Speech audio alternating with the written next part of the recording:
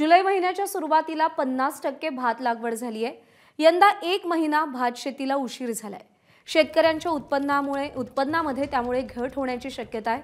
दरम्यान इगतपुरी तालुक्यात सर्वाधिक भात शेतीची लागवड केली जाते। 1 महिना उशीर झाल्यामुळे शेतकरी आता भात लागवडीमध्ये व्यस्त झालेत।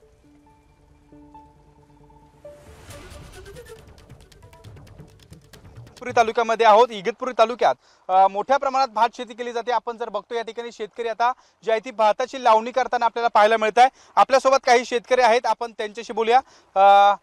कधी ही भात शेती आपण करताय, किती दिवस पाऊस लेट होता, कशा पद्धतीने आपण भात शेती करतो? एक महिना जुलै महिना पूर्ण गेलेला आहे।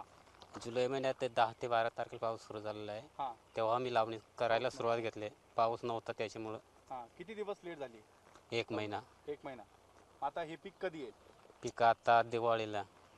ही भात शेती करताय आपण, या ठिकाणी कशा पद्धतीने ही सगळी प्रक्रिया असते, काय सांगाल?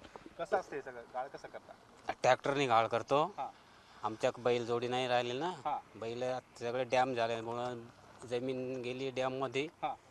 मग आम्ही बैल विकून टाकले नाही, आता मग थोडीफार राहिली ते ट्रॅक्टरनं करतो।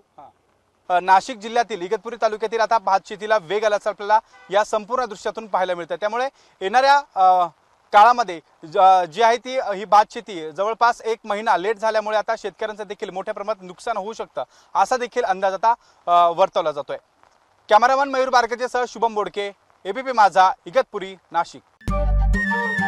नमस्कार। मनसुद्धा तुझं ही एबीपी माझावरची वेगळीच मालिका खूप गाजली। हिचा दुसरा सीझन केव्हा येणार अशी अनेकदा विचारणाही झाली, पण आता प्रतीक्षा संपली। लवकरच येतोय सीझन 2। मन शुद्ध तुझं। होई मन शुद्ध तुझं।